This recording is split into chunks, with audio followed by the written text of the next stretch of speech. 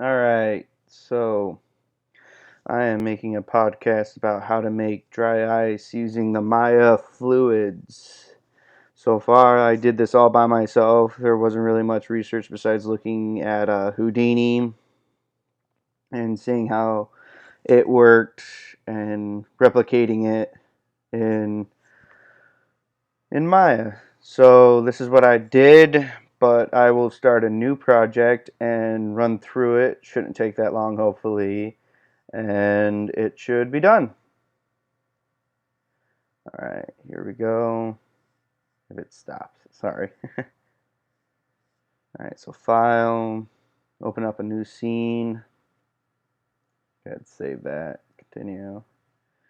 So what I'm going to start here with is first things first. I'm going to make a 3D container, but I'm not going to have an emitter in the 3D container. I'm just going to set it at base, everything, resolution, 10 to 10 to 10, and then apply and close. So now I have this. Of course, you have your emitter right here. What I'm going to do though is, I know I told you I was going to leave it alone, but I'm going to set this to 60 for the resolution, but set this up to 50, I'm sorry, not 50, it would be 40, 40, 40. Let me zoom out right here, there we go, and then 40 right there. So we have it all. Wait, or did I set it to 20? I apologize. I'll set this all to 20. I'll leave it at 40. It'll be fine. So with this, I will move it up at least a little bit right here. And then after I have this right here, one thing that I realized is that for this, I want the boundary on the negative y side, because what I'm going to do is with the fluid right here on the rotate axis, I believe it's this one right here where it goes to 180. Oh, I'm sorry, I was wrong. Here we go, 180. Yep, so now it's upside down. So now I'm going to add in a sphere. So the sphere is gonna be moved up here. I'm gonna move it right there. I'm gonna scale it up a little, and that'll be it for that. But what I'm gonna do is select this, select the sphere, and then go up to fluids, add emit, emit from object. Go here, go dry ice for the name, apply and close. So now when it goes down, there's so far basically almost your dry ice as what it is right now. But the thing is though, if you want to get the real feel of it, well, let me switch this to about 500. That'll be nice, so we have more time. So you go down, so you already see that it's already emitting. So what you can do to give it the nice kind of feel, I'm going to add in now and scale it up a little, and I will move it up so that it hits it quicker. But I added in a plane. So with this plane, what I'm going to do is select this, select the emitter, I'm sorry, select select the emitter, then select, it'll let me, darn it, there, select the emitter and then select the plane, and then make collide. So now when I do this, I have this, select the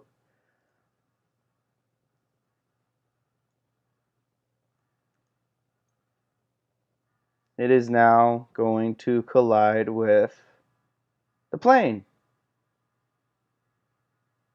So basically, technically you already kind of have the dry ice look to it, but what I'm going to do is give it the nice swirls and all that, and it'll fall off onto the off of the plane and everything.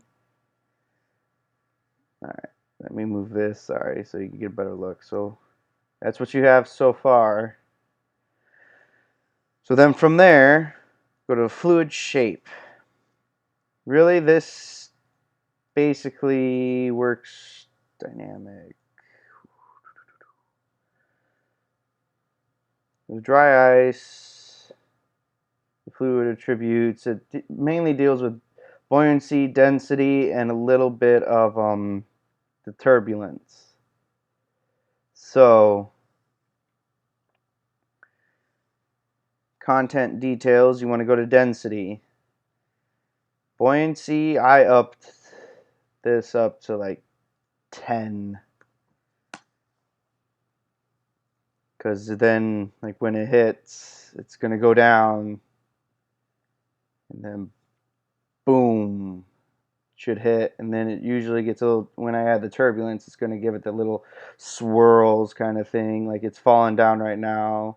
So it has that kind of fall off look to it, which actually dry ice does whenever it hits things. So it looks kind of nice so far. I mean, it gives it that foggy kind of look. So, but you want a little bit of dissipation. You want to add some noise.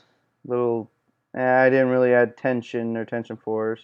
But here we go. With turbulence, you want to add up the strength and the frequency a little bit. So then you come in here and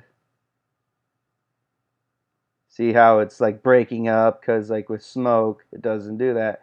And then you have, if you look right here, the little swirls, kind of like that smoke gives when the dry ice gives when it hits the ground. It'll fall up, and then like it won't be even on the sides and everything when it's falling down. And so basically right now you have your dry ice in a sense, because with the buoyancy it goes up and everything, and you can have this continue the whole time, and it'll continue and do all the swirls. But honestly, if you really want to, which was fun, and this wasn't so bad. This is actually a quick podcast. I'm sorry.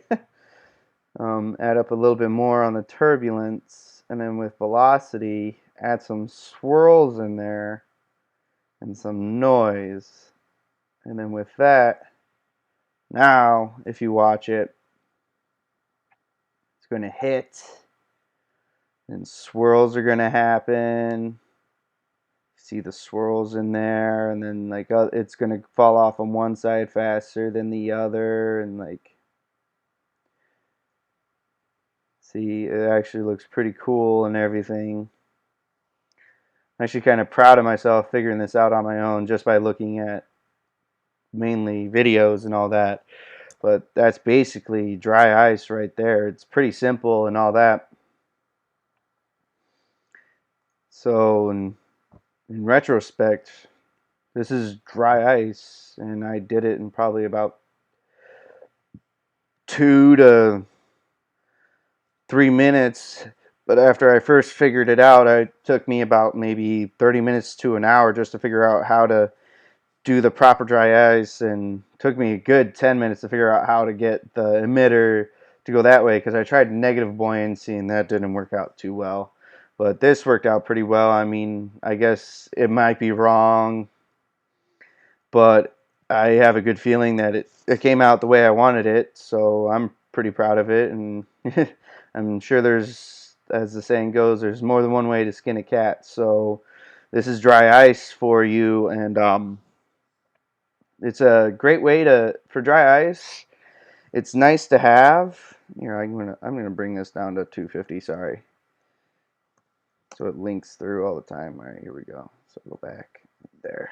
But yeah, dry ice could be good. Like you could use it to add fog to your scene, or like in my case, I'm going to be doing an elemental facial rig, and one of them is an ice guy. So as he talks, what I'm going to do It's like I'm gonna have this kind of smoke, the dry ice smoke look coming out of like his nose or his mouth while he's talking, so it's always falling out, going through his teeth kind of thing. So it gives it the kind of thing that he is very cold all the time. So with that being said, seriously, like I will post this in the discussion, the blog. I'll make this a blog post, and if you want to do it, go right ahead. It's pretty fun. It'll be nice to have and everything. Other than that, have a good day.